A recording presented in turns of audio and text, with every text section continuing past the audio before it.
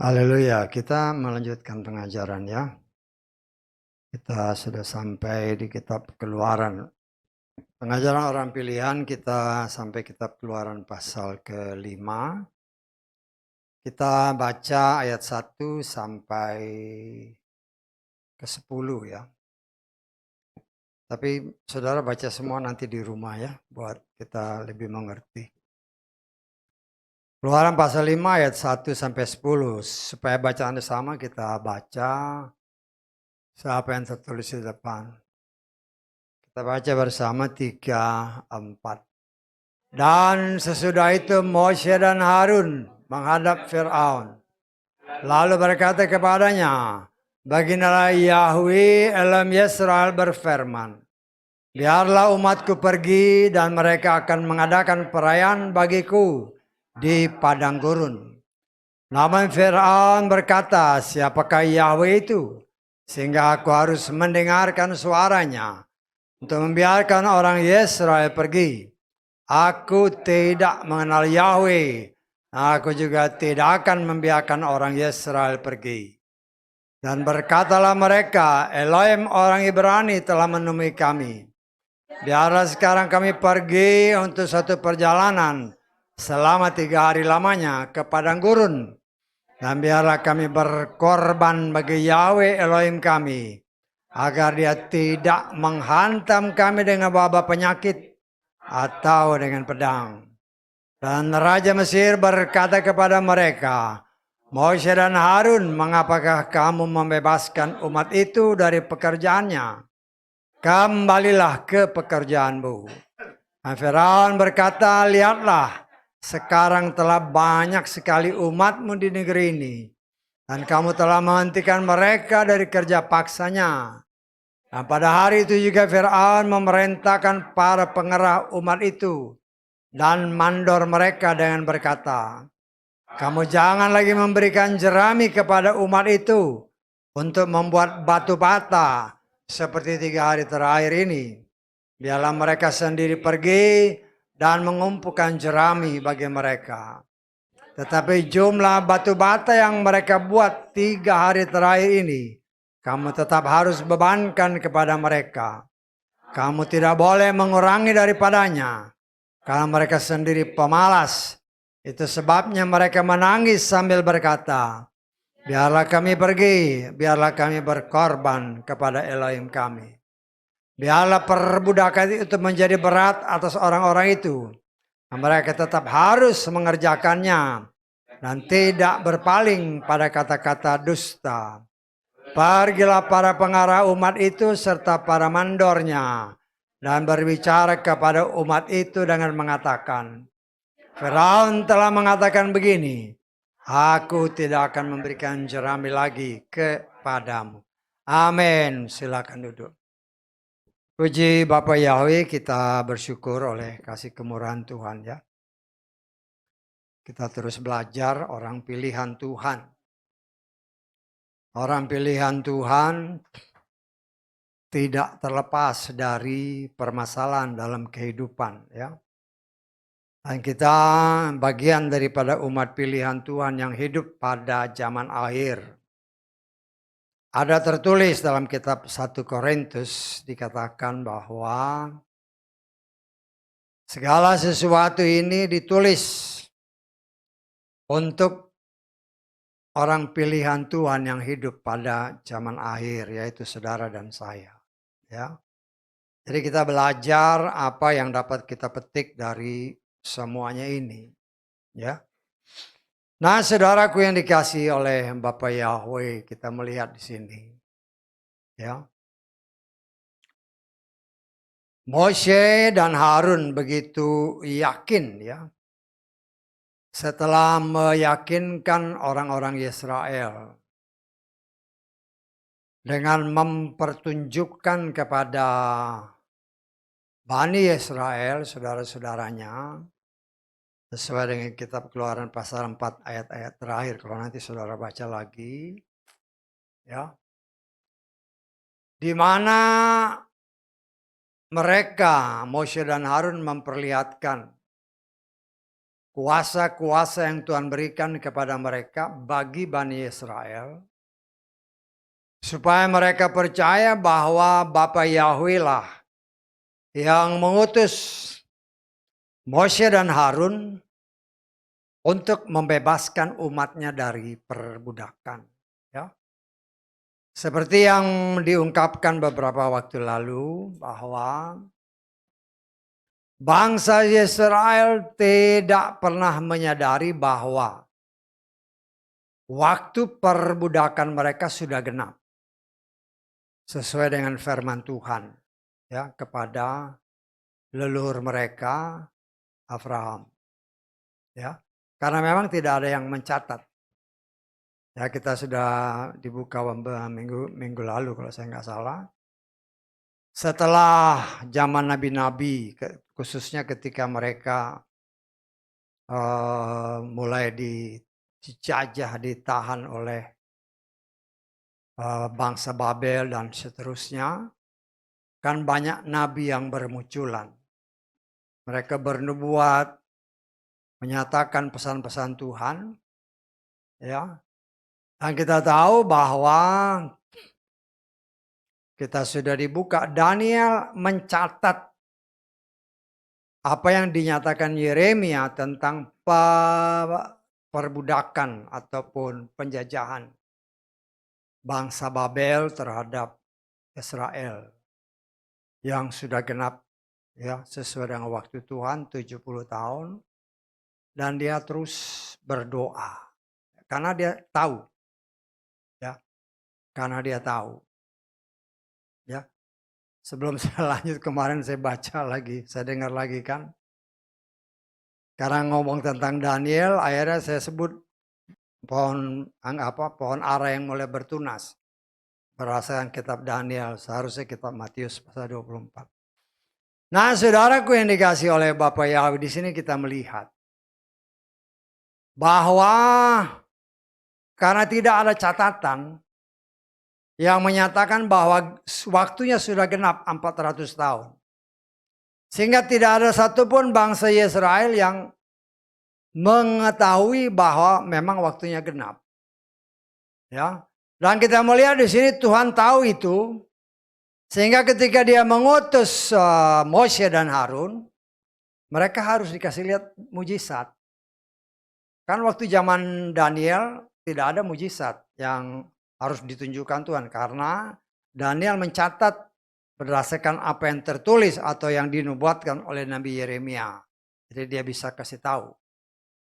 Tetapi pada zaman Moshe ini nggak ada yang catat. Ya.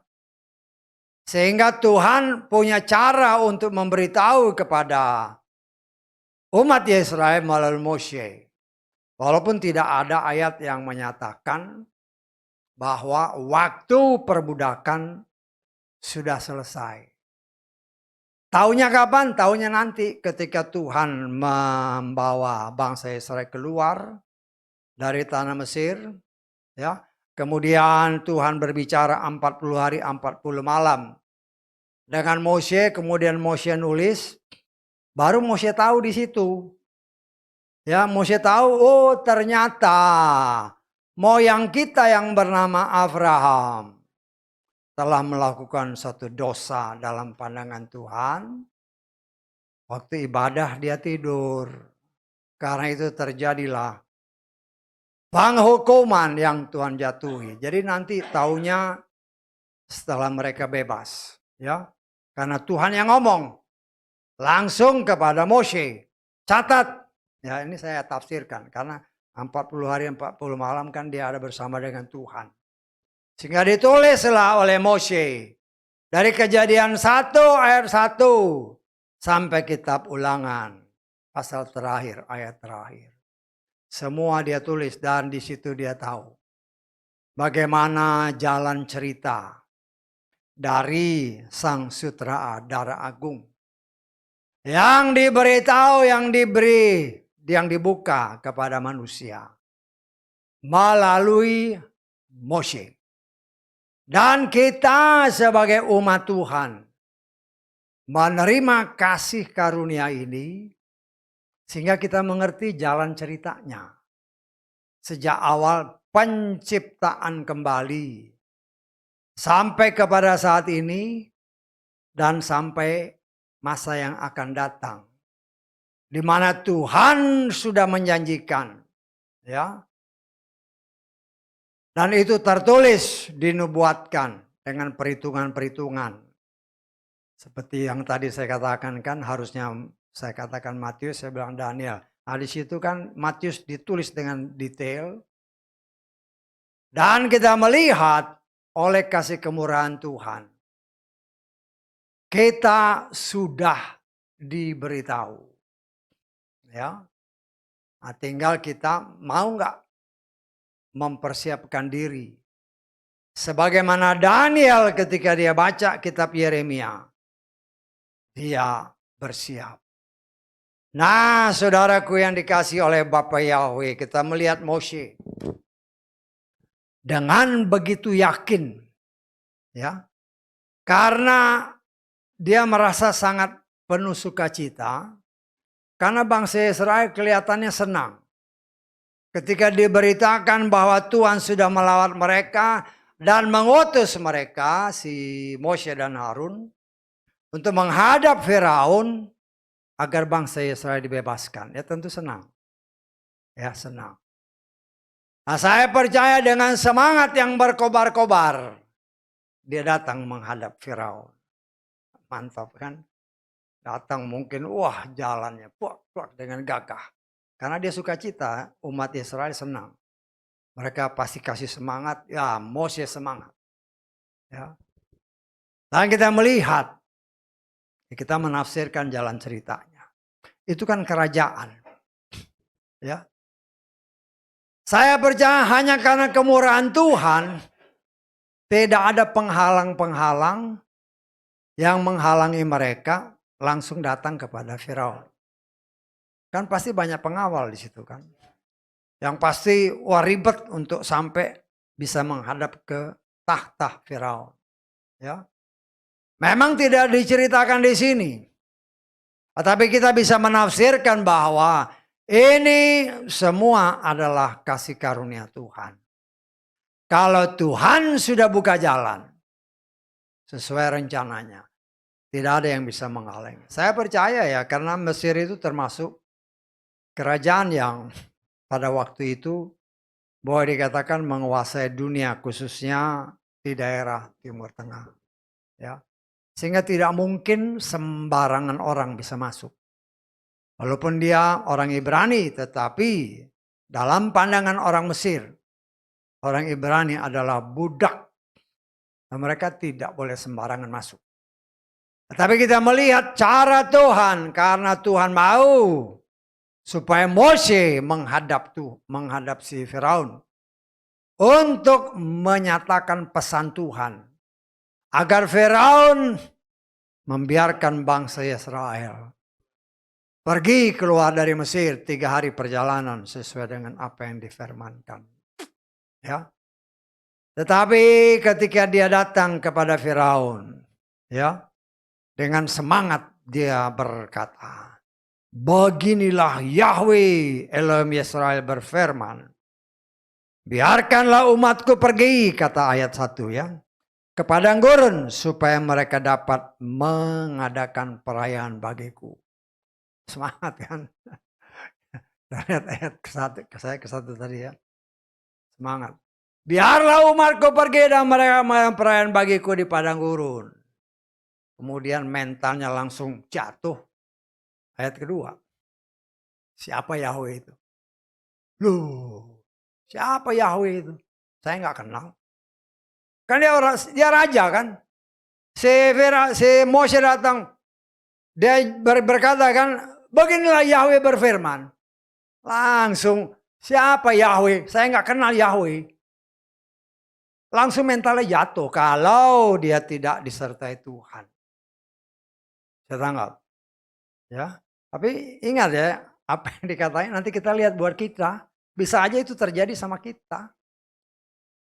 Betul nggak? Ya. Dan di sini kita melihat siapakah Yahweh itu, kata ayat kedua. Ya.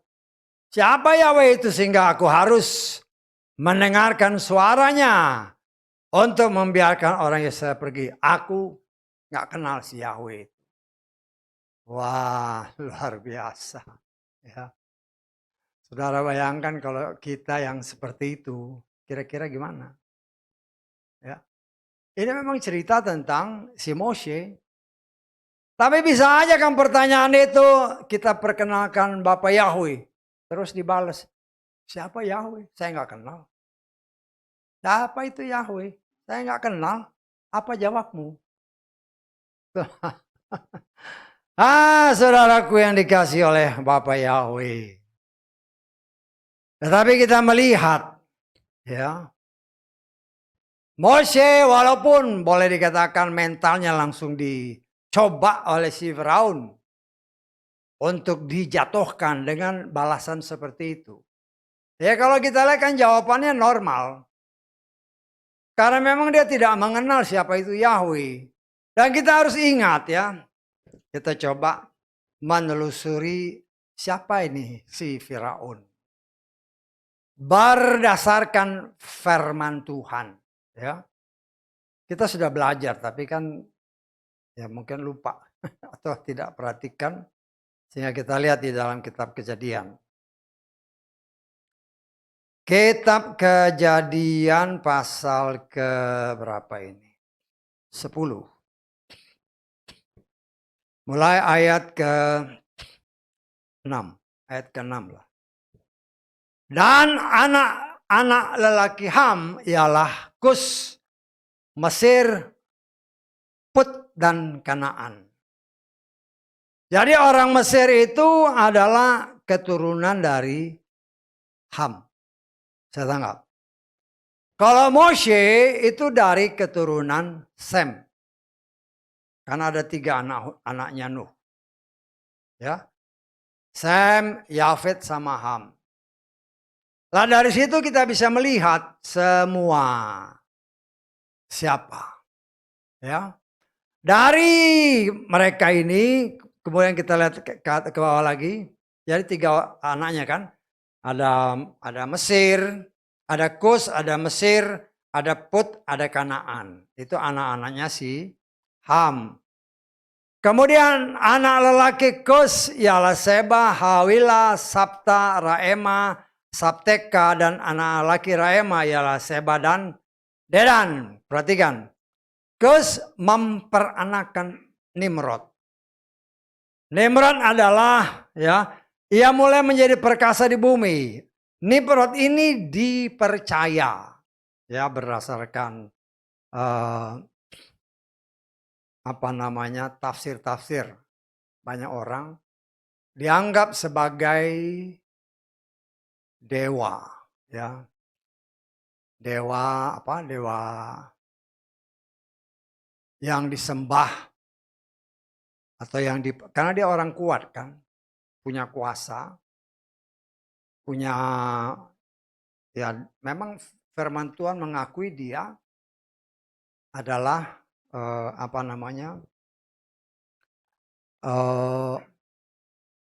orang yang gagah perkasa. Karena itu dianggap sebagai seperti dewa. Ya. Sehingga kita melihat dari keturunan-keturunan ini, ya, kalau kita boleh menafsir-nafsirkan. Tadi kan dari Ham ya. Dari Ham ada Kus, ada Mesir, ada Put, ada Kanaan. Kita coba kembangkan lagi. Ya, karena nanti kan kita akan melihat semuanya nih orang-orangnya dari mana. Ya. Karena kita tahu juga seperti umpamanya kita sudah belajar tentang si mertuanya si Moshe. Mertuanya Moshe itu dari Midian. Ingat ya. Kan dia imam di Midian. Betul nggak? Sekarang orang Midian itu dari mana? Kan namanya kita belajar ini. Ya. Kita lihat dari dalam kitab 1 Tawarikh 1 ayat ke-32. Dan anak-anak Ketura, gundik Abraham, ialah melahirkan Simran, Yoksan, Medan, dan Midian. Jadi ternyata orang Midian itu adalah juga dari keturunan Bapak Abraham dari gundiknya. Ya. Jadi ketika Sarah meninggal kan dia kawin lagi dengan Ketura. Nah, inilah asal usul orang Midian. Tetapi kita sudah belajar ya bagaimana pekerjaan setan yang harus kita lihat memang terjadi. Ketika kalau kita kembali kepada zaman Nuh, setelah Nuh bersama anak-anaknya selamat dari air bah, mereka keluar dari bahtera, mereka mempersembahkan korban kepada Bapak Yahweh. Ya. Nah, itu kita harus ingat, patokannya itu. Artinya orang yang selamat, orang yang benar, yaitu si Nuh, dia selamat karena dia percaya kepada Bapak Yahweh. Tetapi kita harus lihat, kita atau saya menafsirkan. Ketika air bah melanda seluruh dunia, ya, semua binasa. Termasuk orang-orang yang ada pada waktu itu. Berdasarkan kitab Kejadian pasal 6, raksasa-raksasa yang muncul karena perkawinan antara malaikat yang jatuh dengan anak-anak perempuan manusia. Lahirlah raksasa-raksasa. Kita ini rewind sedikit ya, karena kita pernah belajar. Hanya kita mau coba mengembangkan sedikit. Apa yang kita lihat setelah air bah, secara logika, kita pakai logika, semua binasa kecuali 8 orang. Betul? Ya. Dan kita melihat ketika bangsa Yesaya mau masuk ke tanah Kanaan. Ya. Di Kanaan mereka bertemu dengan raksasa-raksasa.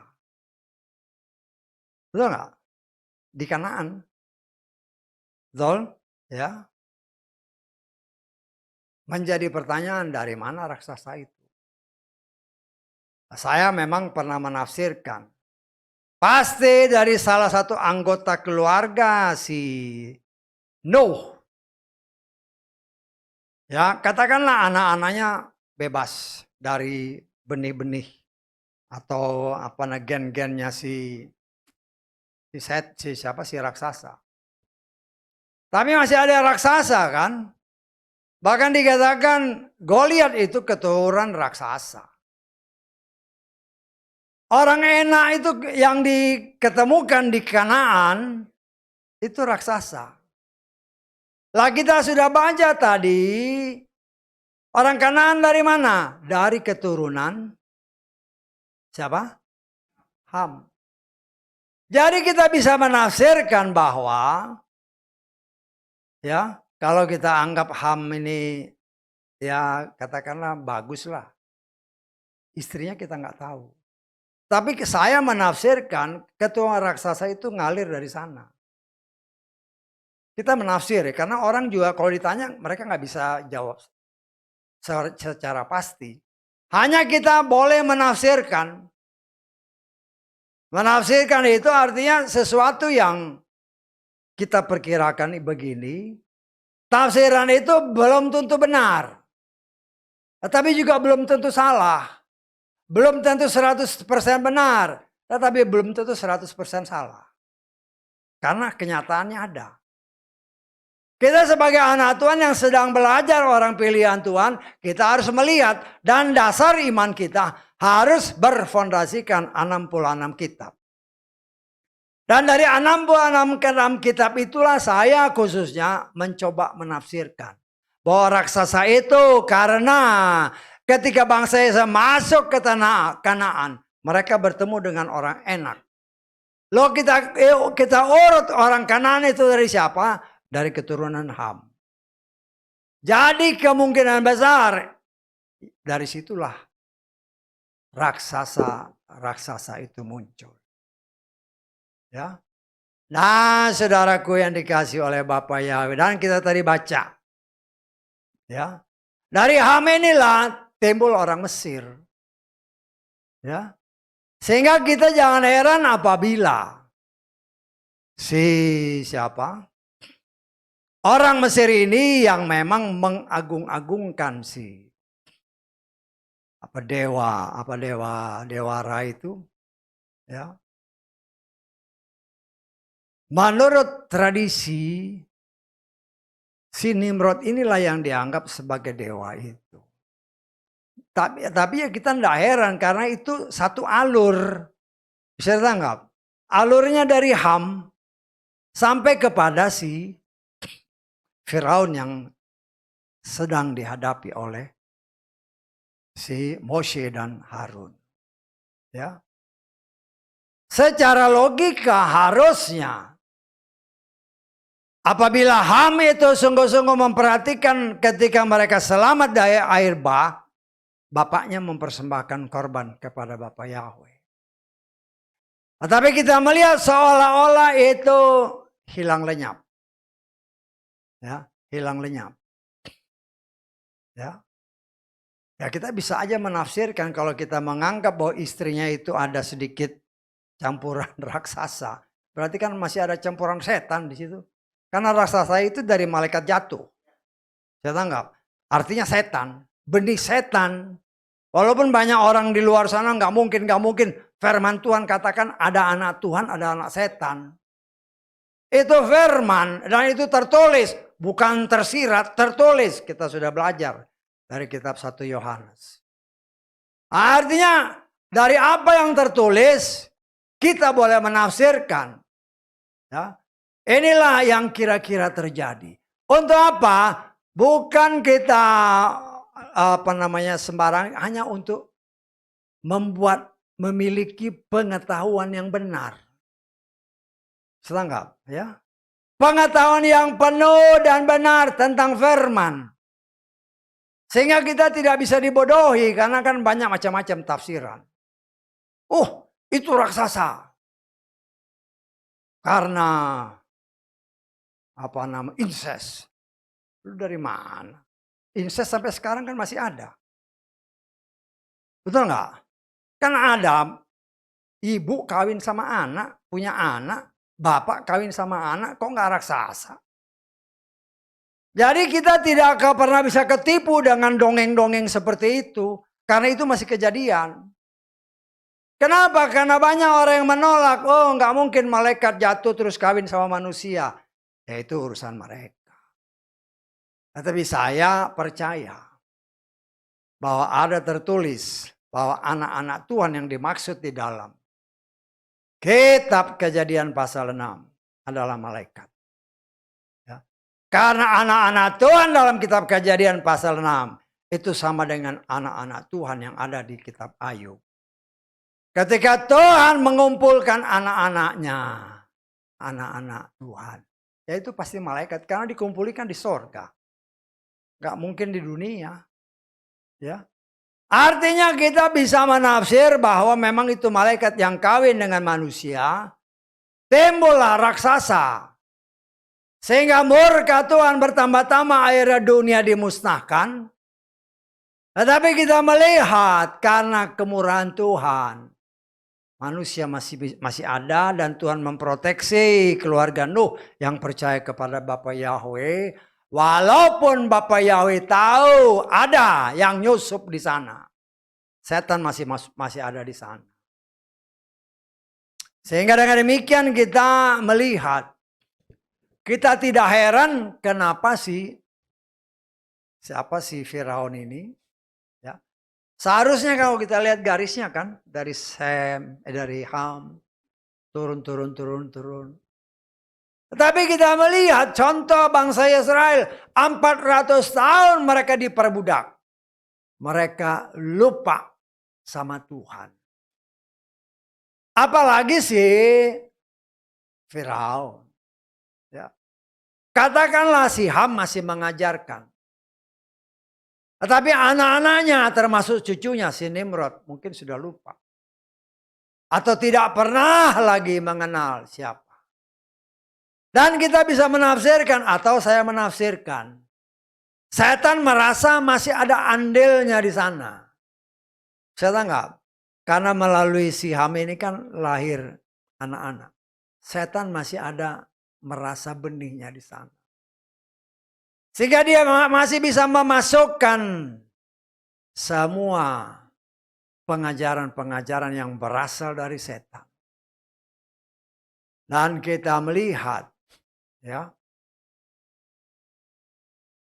itu memang Tuhan izinkan terjadi sampai sekarang.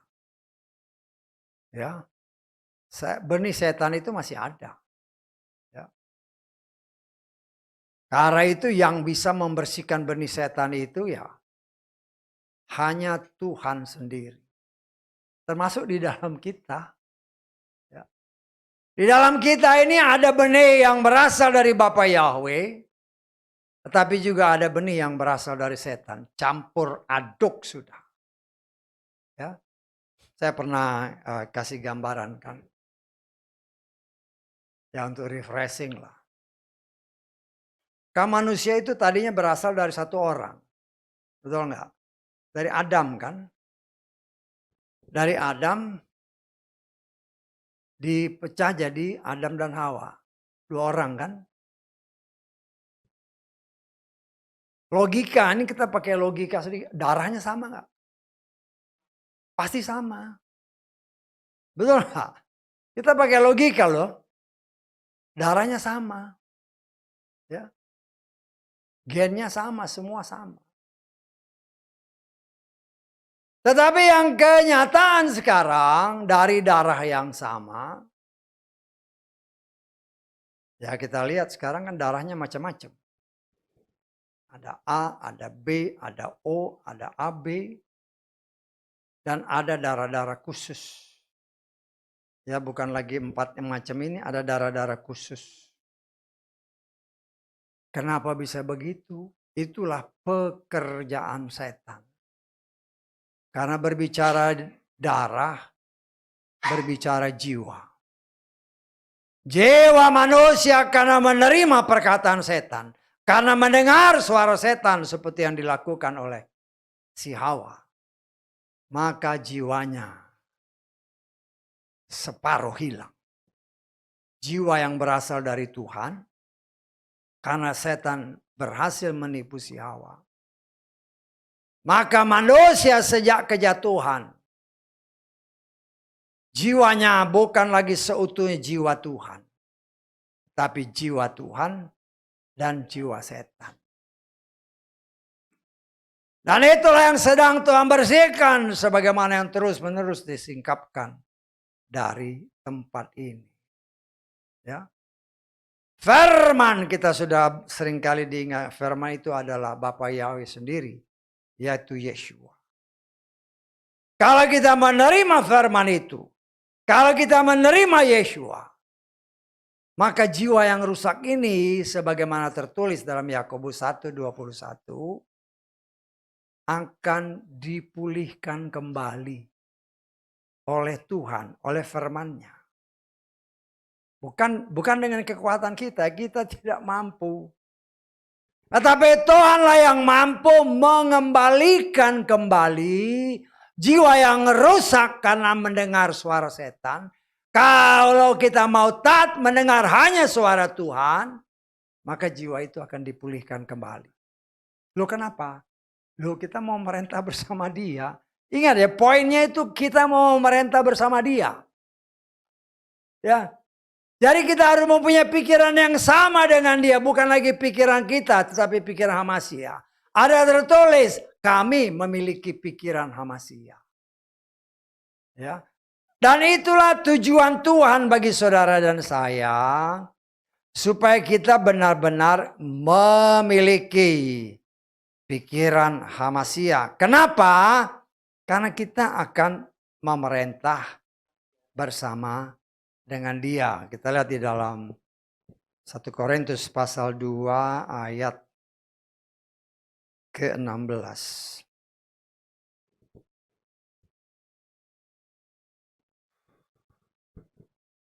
Sebab siapakah yang mengetahui pikiran Yahweh? Siapakah yang akan memberi dia petunjuk? Perhatikan. Tetapi kami memiliki pikiran Hamasia. Nah, saudaraku yang dikasih oleh Bapak Yahweh.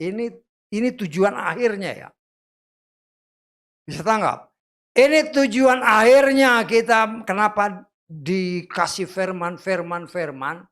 Karena jiwa kita ini sebagian rusak. Sedangkan Tuhan punya rencana kita akan memerintah bersama dia. Tidak mungkin kita memerintah bersama dengan dia. Ada pikiran Tuhan, ada pikiran setan. Nggak bakal hadir. Karena itu dia sedang memproses kita. Seutuhnya pikiran ini pikiran Hamasia. Berbicara pikiran, berbicara jiwa. Jiwa berbicara pikiran, perasaan, kehendak. Nah, saudaraku yang dikasih oleh Bapak Yahweh. Dari apa yang tadi kita baca. Ya. Suatu sentakan yang dibuat oleh siapa si Firaun. Siapa Yahweh itu? Saya nggak kenal. Ya. Saya nggak kenal apa-apaan. Kalau kata kasarnya. Apa-apaan dia? Siapa dia kok berani-beraninya merintah saya? Bisa tangkap maksud saya? Karena dia ini kan raja. Dia nggak kenal siapa itu Yahweh. Karena mereka mungkin tidak pernah diajarkan dari atasnya, dari Ham dan seterusnya. Karena si Ham ini kan keturunan ke-11. Nuh itu keturunan ke-10. Saya tangkap. Berarti Sem, Ham, Yafet ini keturunan ke-11. Loh Abraham itu keturunan ke-20. Jadi udah katakanlah hampir 10. Tambah dari Abraham sampai ke Moshe 500 tahun. Katakanlah 4 atau 5 generasi. Kenapa saya bilang 5 generasi? Karena perbudakan itu 4 generasi. Antara Abraham sampai si Yakub katakanlah berarti 2 generasi kan. Berarti 6 generasi. Ya. Jadi kita melihat saudaraku yang dikasih oleh Bapak Yahweh. Cara Tuhan bekerja dengan sangat luar biasa. Ya. Tuhan memang izinkan si Moshe ini menghadapi, kalau kita urut ke atas sebenarnya masih ada hubungan-hubungan. Ya memang kasih satu lah, bapaknya kan Sindu. Ya. Bapaknya Nuh, dari 3 orang anak Nuh ini memencarlah manusia di seluruh pelosok muka bumi ini. Dari sumbernya benar. Tetapi karena ada perusak di antaranya. Akibatnya seperti pepatah yang sering kali kita dengar. Karena nila setitik merusak susu sebelang. Nah, saudaraku yang dikasih oleh Bapak Yahweh. Kita melihat ya, dengan hentakan seperti itu Mose masih memberanikan diri sehingga dia tetap berkata. Kita baca di dalam ayat ke berapa ini, ayat ketiga, Keluaran pasal 5. Keluaran pasal 5 ayat 3 ya. Berkatalah mereka, si Mose dan Harun, Elohim orang Ibrani telah menemui kami. Biarlah sekarang kami pergi untuk suatu perjalanan selama 3 hari lamanya ke padang gurun.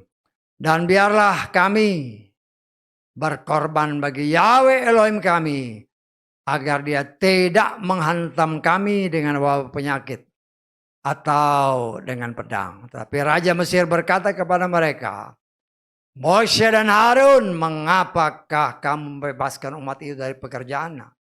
Kembalilah ke pekerjaanmu sebagai seorang penguasa. Ya. Kalau dipikir secara duniawi ya memang wajar. Ya. Tetapi Tuhan izinkan itu terjadi. Mungkin kalau kita bisa menafsirkan ketika Moshe dan Harun pertama kali datang kelihatannya begitu semangat. Tetapi ketika di counter oleh si Firaun, mereka mulai kaget. Ya. Bahkan mulai terjadi penuduhan, kamu orang-orang Ibrani jadi nggak kerja gara-gara kamu. Ya. Itu pukulan-pukulan yang diberikan oleh si Firaun untuk membuat ciut si Moshe dan Harun. Ya. Dan terlebih kalau kita baca ayat-ayat seterusnya. Firaun kan tadi kita baca membuat orang-orang Ibrani gara-gara kamu jadi pemalas. Hanya mikir mau bebas, mau bebas, mau bebas. Akhirnya malas mereka nggak kerja. Lah setan bisikin kepada Firaun kan. Tambah lagi beban pekerjaan. Tadinya kita kasih mereka jerami untuk membuat batu bata. Sekarang biar mereka cari sendiri itu jerami. Tapi jumlah batu bata yang dibikin tidak boleh berkurang. Ya, satu hentakan yang begitu dahsyat bagi kedua orang utusan Bapa Yahweh. Ya. Sehingga dengan apa yang diperintahkan oleh Firaun kepada orang-orang dia bawa orang-orang Ibrani harus diberi beban yang lebih berat supaya jangan memikir mereka bebas dari cengkraman perbudakan yang dilakukan orang Mesir kepada orang-orang Ibrani ini. Dan akibatnya kalau nanti saudara baca, ya, bukan kebebasan, tetapi yang diperoleh malah tambah beban berat. Ya. Sehingga kita melihat saudaraku yang dikasih oleh Bapa Yahweh. Ya. Kalau saudara nanti baca semuanya. Ya tentunya orang Ibrani tadinya sudah senang-senang. Waduh mengharapkan sih. Wah Musa kalau datang nanti balik lagi. Setelah menghadap Firaun kita bebas. Ternyata apa yang mereka harapkan belum menjadi suatu kenyataan. Ya. Bahkan beban pekerjaan mereka semakin diperberat. Ya. Lo kalau semakin berat bukan kemerdekaan yang didapat, tetapi pekerjaan semakin berat. Tentunya mereka kesal, marah sama si Moshe dan Harun. Gara-gara kamu bukannya bebas, malah tambah berat. Ya. Nah, saudaraku yang dikasih oleh Bapa Yahweh. Ya. Kita melihat di sini bahwa bangsa Israel sangat marah kepada kedua orang utusan Bapa Yahweh. Tentunya Moshe dan Harun yang nggak bisa bikin apa-apa. Kenyataannya begitu kan. Mereka datang untuk supaya bangsa Israel dibebaskan. Malah yang terjadi adalah beban kepada bangsa Israel semakin diperberat. Tadinya datang dengan semangat, pulangnya loyo. Ya kan loyo pasti. Apalagi dimarahi sama bangsanya sendiri kan. Lah satu-satunya ngapain? Ya datanglah kepada Bapa Yahweh. Kita lihat ayat ke-22 ya. Ayat ke-22 kita lihat. Lalu kembalilah Moshe kepada Yahweh dan berkata, Tuhan, mengapa engkau bertindak kejam terhadap umat ini? Ya. Kemudian Mengapa pula engkau mengutus aku? Sejak aku datang menghadap Firaun untuk berbicara atas namamu, ia telah bertindak kejam terhadap umat ini, dan engkau tidak sungguh-sungguh melepaskan umatmu. Ya. Sini kita melihat, ya tentunya karena dari awal memang Moshe itu kan menolak. Kita sudah belajar kan? Kita sudah belajar itu. Moshe akan nolak, jangan akulah, jangan aku, jangan aku, jangan aku. Ya. Akhirnya dia mau karena kakaknya si Harun diajak menjadi juru bicara. Tetapi kenyataan pahit yang dihadapi setelah menghadap Firaun. Bukan saja mereka dalam tanda kutip dicaci maki sama si Firaun. Tentunya juga dia dicaci maki sama Bani Israel. Ya. Dan satu-satunya jalan datanglah mereka menghadap Dia yang mengutus mereka, yaitu Bapa Yahweh. Ya. Tentunya dengan keluhan-keluhan. Walaupun dikatakan ya memang agak singkat dikatakan Tuhan, malah bukan dibebaskan, malah mereka diperlakukan semakin kejam berdasarkan firman ini. Nah, saudaraku yang dikasih oleh Bapa Yahweh, semua ini ditulis berguna bagi kita yang hidup pada zaman akhir. Sebagai contoh, kita lihat lagi ya 1 Korintus pasal ke-10 ayat ke-11. Semua contoh ini telah terjadi kepada orang-orang itu dan telah dituliskan sebagai peringatan bagi kita yang untuk siapa akhir zaman telah tiba. Ini yang senantiasa saya ingatkan. Bahwa semua yang tertulis dari kitab Kejadian sampai kitab Wahyu itu ditulis bagi saudara dan saya untuk kita belajar. Apa yang kita pelajari? Dari apa yang tadi kita lihat. Kalau seandainya saudara dan saya diutus seperti Moshe, kita kemudian berhadapan dengan orang seperti yang punya karakter seperti Firaun. Memberitakan tentang nama Yahweh. Terus orang itu ngomong, siapa Yahweh? Saya nggak kenal. Apa jawab saudara? Loh ini kita harus coba praktekkan kepada diri kita. Kalau kita ditanya, kita mencoba karena kerinduan hati kita kan. Waktu yang sudah semakin mepet, semakin mendekat. Waktu kedatangan sudah semakin dekat. Sesuai dengan apa yang ditulis.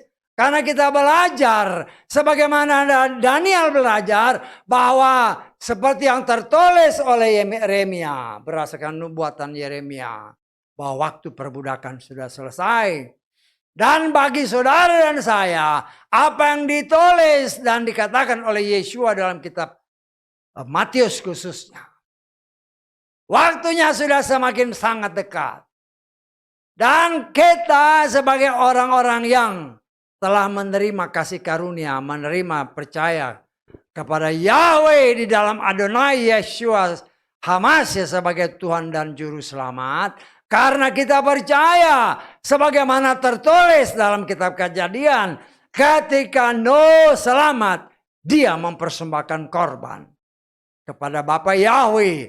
Artinya kita diajar, diingatkan. Sebagaimana tertulis dalam kitab 1 Korintus tadi. Supaya kita belajar dan kita percaya bahwa hanya orang yang percaya kepada Bapa Yahweh yang selamat. Lah kita punya kerinduan untuk memberitakan tentang nama yang kudus. Yang sudah dilupakan oleh banyak orang.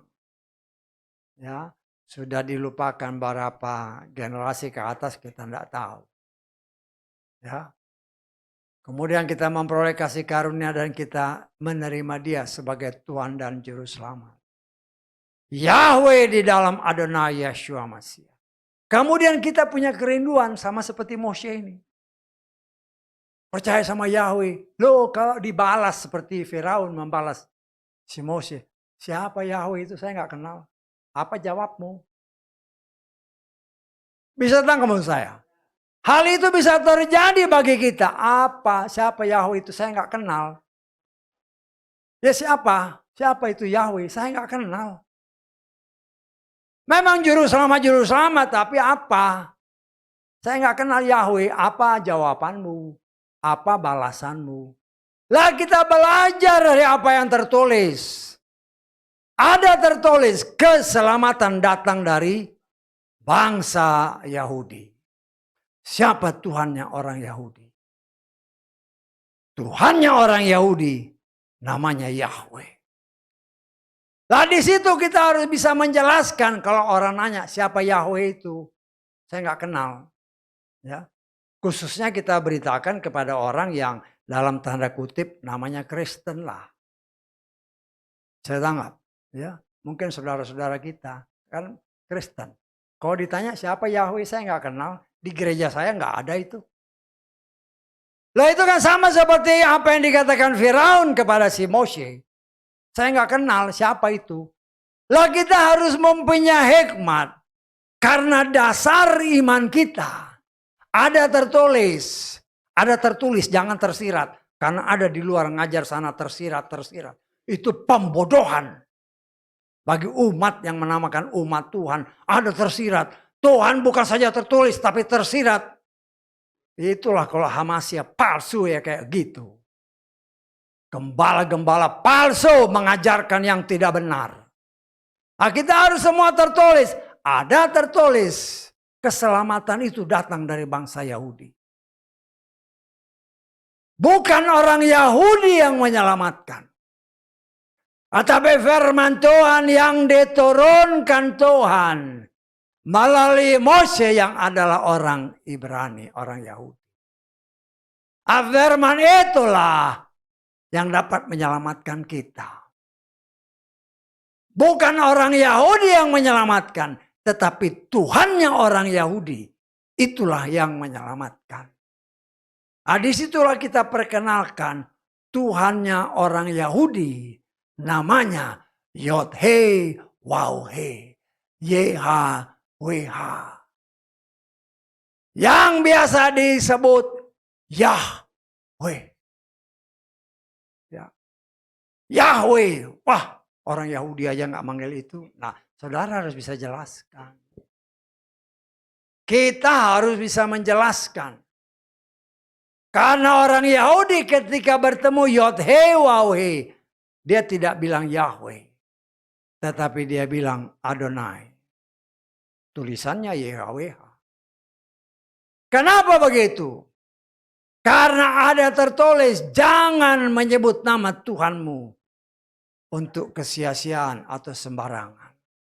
Lah itulah yang ditaati mereka. Tetapi firman Tuhan ada tertulis. Panggillah namaku. Loh Tuhan perintahkan memanggil namanya. Ya. Jadi kita harus melihat bahwa setiap firman itu saling berkaitan satu dengan yang lain. Sehingga jangan sampai kita tidak mengerti. Ya. Kita harus mengerti kenapa begitu. Kita baca. 1 Tawari pasal ke-16. Ayat ke-8. Bersyukurlah kepada Yahweh. Panggillah namanya. Ini perintah. Ya. Ketika Mose dipanggil oleh Tuhan. Bapa Yahweh memperkenalkan dirinya. Akulah Elohim leluhurmu. Akulah Yahweh, itulah namaku. Dan dia berkata dalam kitab Keluaran yang sudah kita pelajari beberapa hari yang lalu, diingatkan kembali. Tuhan berkata, Yesrael adalah anak sulungku. Sehingga dari situ kita belajar, kita kaitkan satu dengan yang lainnya. Jangan keluar dari rantai ikatan firman Tuhan yang adalah satu. Sehingga ketika orang lain bertanya seperti Firaun bertanya kepada si Moshe itu, siapa Yahweh? Nah, kita harus bisa mengajarkannya. Karena ada tertulis keselamatan datang dari bangsa Yahudi. Bukan bangsa Yahudi yang menyelamatkan, tetapi Tuhannya orang Yahudi. Siapa Tuhannya orang Yahudi? Berdasarkan kitab Keluaran. Namanya Yahweh, dia memperkenalkan diri. Namaku Yahweh itu terus turun menurun. Ya, dari situ kita bisa belajar bahwa Tuhan itu tidak berubah. Karena banyak orang yang menyatakan diri sebagai orang percaya. Kalau ditanya kenapa Tuhanmu berubah-ubah, namanya berubah-ubah. Ya. Ya, kalau katakanlah kitab suci kita ada perjanjian lama, perjanjian baru. Kok di katakanlah perjanjian lama itu Yahweh, kemudian di perjanjian baru kok Yeshua. Bagaimana itu? Lah saudara harus bisa jawab itu. Berkali-kali itu diingatkan. Memang kalau kita katakan dalam perjanjian lama dia menamakan diri Yahweh. Tetapi dia berfirman, akulah juru selamat. Tidak ada yang lain. Bahwa Yahweh itu adalah sang juru selamat. Ya. Jadi kita harus mengerti dan kita harus bisa menjelaskan bagi banyak orang. Sehingga kalau ada orang yang bertanya, nah seperti si siapa? Si Firaun tadi kan. Siapa Yahweh? Saya nggak kenal. Ya, jangan orang dari kepercayaan lain dulu lah. Keluarga kita. Karena di gereja-gereja lain nama itu nggak disebut.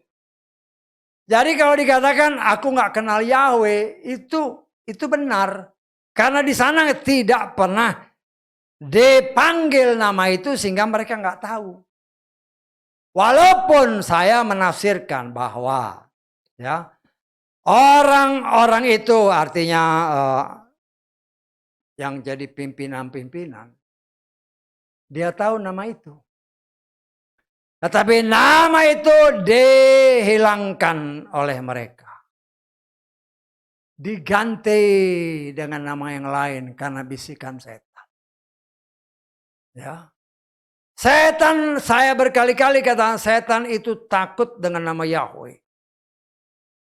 Karena itu dia berusaha mengganti nama itu dengan yang lain. Dipakailah si Pontius Pilatus. Nama juru selamatmu, Yesus Kristus. Lah, kita melihat apa yang ditulis itu adalah suatu kebenaran. Ya, apa yang dikatakan si Pontius Pilatus adalah pengetahuan palsu yang dicekokkan kepada manusia. Dan orang menganggapnya sebagai kebenaran. Ya namanya itu. Setan senang. Karena nama Yahweh-nya hilang. Saya tanggap. Ya. Kalau nama Yahweh hilang. Setan leluasa. Oh buktinya pakai nama itu bisa-bisa. Lah kau ketipu aja. Ya. Saudaraku yang dikasih oleh Bapa Yahweh, kita harus sangat mengerti bahwa ya semua itu harus kita bisa menjelaskan. Ya. Yesua atau Bapa Yahweh mengatakan akulah satu-satunya juru selamat, tidak ada yang lain. Ya. Loh tapi di perjanjian baru yang kita kenal namanya perjanjian baru tidak ada nama itu. Kalau engkau mengikuti permainan si setan melalui si Pontius Pilatus, memang tidak ada nama Yahweh di situ. Nah itulah yang memang diinginkan oleh si setan. Ya. Tetapi apabila kita back to basic, kembali kepada dasarnya.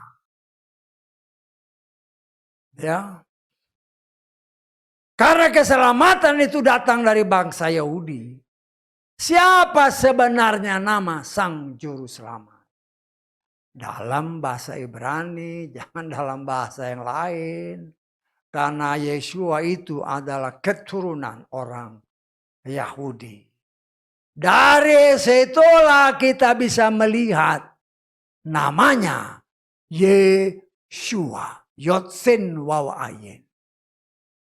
Dari situlah kita bisa melihat bahwa di dalam nama Yotsen waw ayin, di dalam nama Yeshua ada nama Yahweh. Sehingga nama itu tidak berubah. Dahulu sampai selamanya. Kalau saudara tanya orang-orang Kristen di luar, kok namanya bisa berubah? Mereka bingung. Pasti bingung. Kok di sini Yahweh, kok di sini mereka kenal hanya Yesus. Mana? Kok Tuhanmu berubah-berubah? Nah inilah saatnya Tuhan mau mengembalikan kembali apa yang sudah disesatkan karena pengetahuan-pengetahuan palsu yang dicekokkan kepada orang-orang yang menamakan diri orang percaya. Sehingga pengetahuan palsu itu dianggap sebagai kebenaran. Tetapi Tuhan menunjukkan kepada saudara dan saya di tempat ini. Dalam kitab Timotius. Pengetahuan palsu dianggap sebagai kebenaran. Akhirnya imannya menyeleweng. Tetapi Tuhan mau membalikkan itu karena memang sudah saatnya Tuhan mau mengutus saudara dan saya sebagai Moshe dan Harun pada akhir zaman. Kalau kita memperkenalkan diri atau memperkenalkan Tuhan kita, Tuhan itu namanya Yahweh. Kemudian mereka bilang kan, siapa Yahweh itu saya nggak kenal. Lah, sudah diajarin kan? Udah ngerti kan? Udah bisa kan? Ingat patokannya harus satu. Keselamatan itu datang dari bangsa Yahudi. Itu patokan. Ya. Dari situ kita bisa jelaskan. Bukan orang Yahudi yang menyelamatkan. Tetapi Tuhannya orang Yahudi.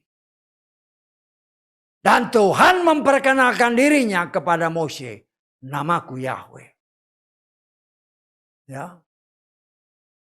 Dari situ kita sudah dijelaskan bahwa dalam kitab kita, baik yang namanya perjanjian lama maupun perjanjian baru, nama itu tidak berubah, tetap sama. Dengan demikian kita belajar untuk memperkenalkan Tuhan kita kepada dunia, berbicara Firaun, berbicara dunia. Dunia tidak mengenal siapa itu Yahweh, nggak kenal. Ya, dalam lingkup yang lebih kecil orang yang menamakan diri orang Kristen, kalau dibilang nama Yahweh, siapa itu Yahweh? Itu nama berhala, sesat. Tapi kalau nyanyi haleluya, haleluya, siapa itu? Apa itu haleluya? Bingung juga mereka. Umatku dibinasakan karena kurang pengetahuan.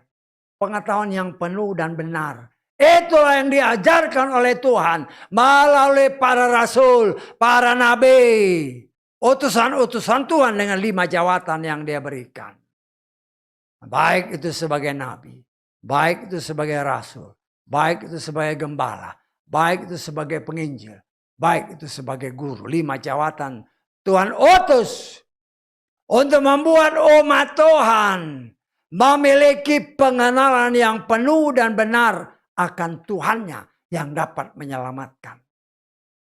Sehingga kita tidak akan mudah digoyahkan oleh berbagai macam ajaran-ajaran dunia yang sudah menyusup sampai masuk ke gereja. Sehingga pengetahuan palsu sudah dianggap kebenaran. Kalau sudah dianggap kebenaran ya sudah menyeleweng, ya. Dan banyak anak-anak Tuhan, ya,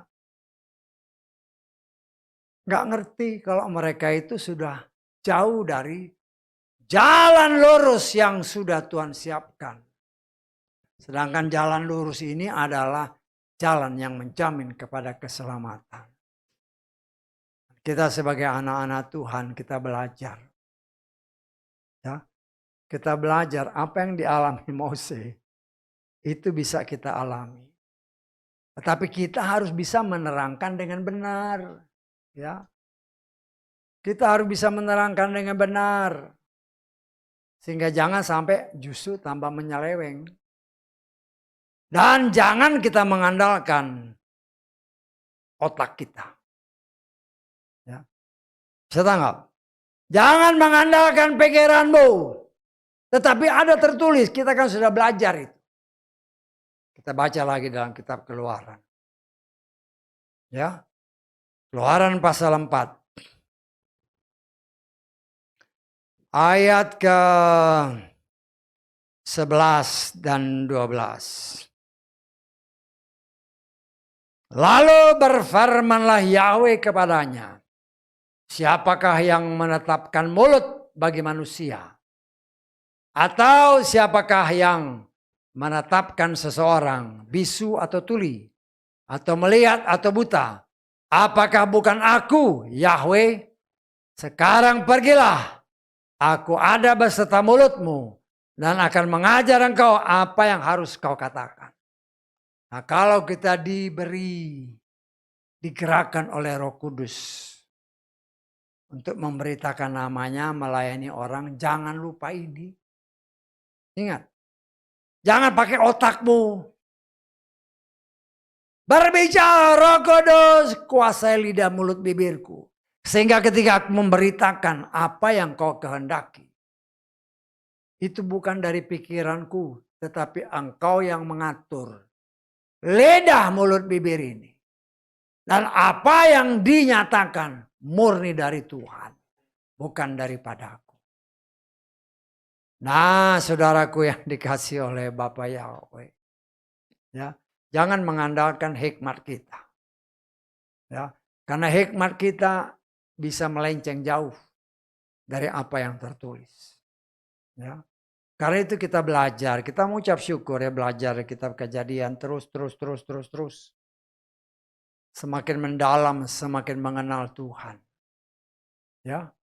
Dan itu sebagai pengetahuan yang berasal dari Dia. Mengenal Tuhan dengan penuh dan benar. Memiliki pengetahuan yang penuh dan benar. Baik dalam kitab Efesus maupun dalam kitab Petrus. Ya, kalau kita sudah memiliki itu modal fondasi saudara dan saya. Fondasi yang membuat kita tidak akan pernah bisa digoyahkan. Oh, hujan boleh deras, gelombang laut boleh besar. Tetapi karena batu karang yang teguh, yang menjadi landasan hidup saudara dan saya, yaitu Yeshua Masiah, kita tidak akan pernah tergoyahkan. Bahkan kita boleh menjadi alat Tuhan untuk menyampaikan kebenaran. Siapa tahu melalui kita, jiwa-jiwa boleh dimenangkan bagi kemuliaan Tuhan menjelang kedatangannya. Khususnya bagi orang dekat kita lah, gak usah jauh-jauh dulu, orang dekat kita. Tetapi bukan berarti bagaimana orang lain, kalau Tuhan berkehendak nyatakan. Tapi ingat, jangan lari dari apa yang tertulis. Ketika engkau berhadapan dengan orang, langsung kontak Roh Kudus yang ada di dalam kita. Dia yang mengajar, dia yang menolong, kata Yohanes pasal 14 ayat 26 dan seterusnya. Katakan Tuhan, kendalikan lidahku. Kendalikan hidupku. Sehingga apa yang kau kehendaki untuk dinyatakan melalui mulut bibirku. Berhadapan dengan Firaun akhir zaman. Bukan aku yang berkata-kata. Tetapi engkau bagi kemuliaanmu. Haleluya. Amin. Kita bangkit berdiri.